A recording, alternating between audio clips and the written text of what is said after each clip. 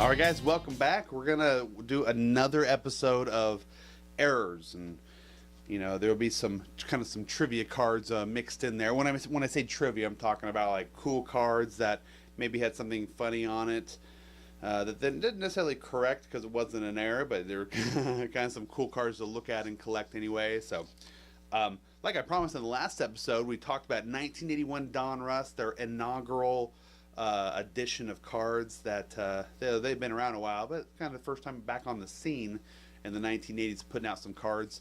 Well, Topps, as I said, it was not exempt, of making these mistakes, and they got a few of them. So we're going to talk about some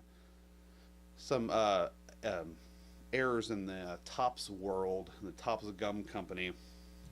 So in 1974, they came out with an rookie card.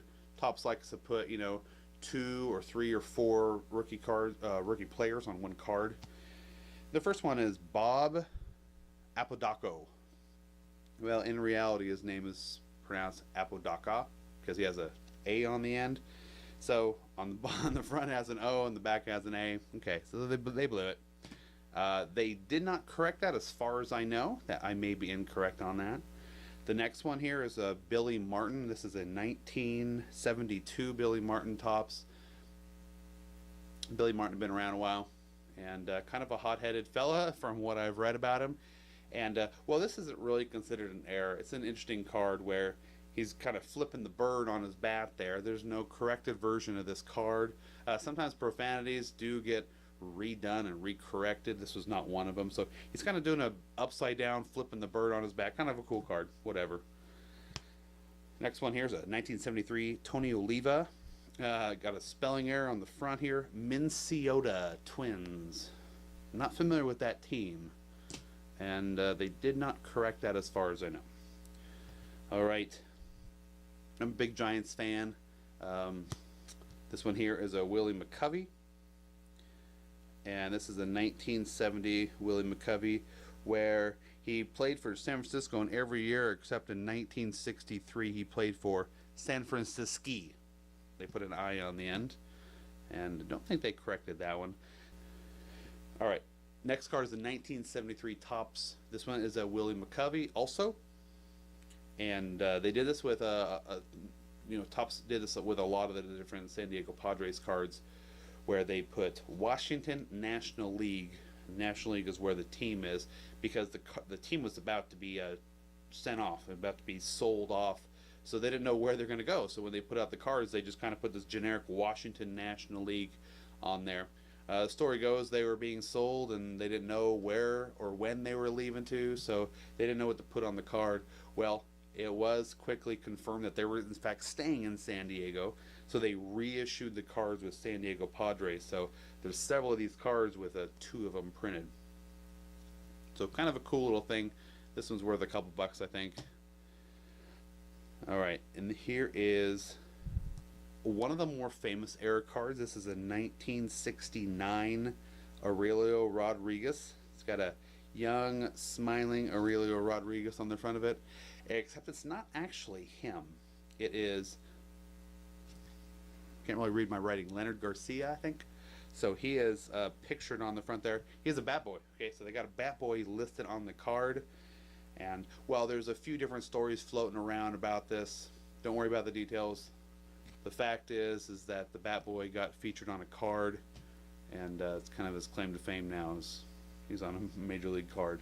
They never did reissue that card. So those are some of the mass-produced error cards. These are just kind of a few fun ones here.